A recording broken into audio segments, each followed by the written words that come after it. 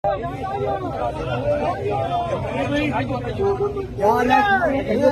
सा परली साइड जगह खाली कानून के तहत अंदर आप जा नहीं सकते। किस कानून के तहत कंटेनर लगाए हुए सर? एक ही बंदा जाएगा। चले चलो आप जामीन बन जाए, अगर इनको कुछ हुआ तो आप जिम्मेदार हैं, गिरफ्तार हुए अगवा हुए आप जामीन होंगे।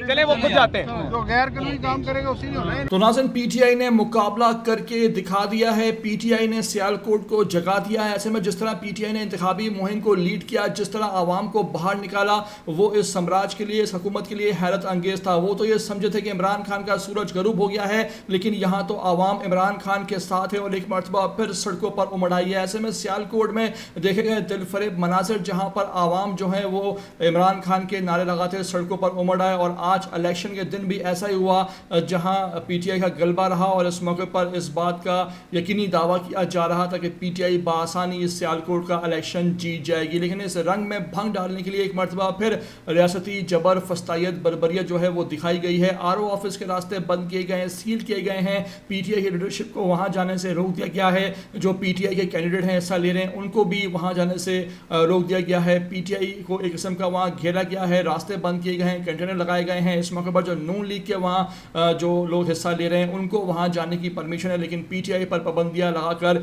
ये बरमला ऐलान कर दिया गया है कि एक मरतबा फिर फॉर्म 47 का जो वहाँ कैंडिडेट है वो जीतेगा, यानी नून लीग जीतेगी, फॉर्म 47 जीतेगी और वो फॉर्म 45 को हुकूमत नहीं मानती है। आपको मैं मनाजर दिखा रहा हूँ, साथ साथ देखिए कि किस तरह वहाँ आरओ ऑफिस की सूरत हाल है और किस तरह पीटीआई वालों ने आरओ ऑफिस को घेर रखा है और वो अपना हक लेने के लिए वहाँ बैठे हुए हैं। मेरी आपसे रिक्वेस्ट है कि वीडियो को आखिर तक देखते रहें। नए आते हैं चैनल पर तो लाजमी इसको आप सब्सक्राइब करें, लाइक करें, शेयर करें और कमेंट करके मुझे अपनी कीमती आरा से लाजमी आगाह किया करें।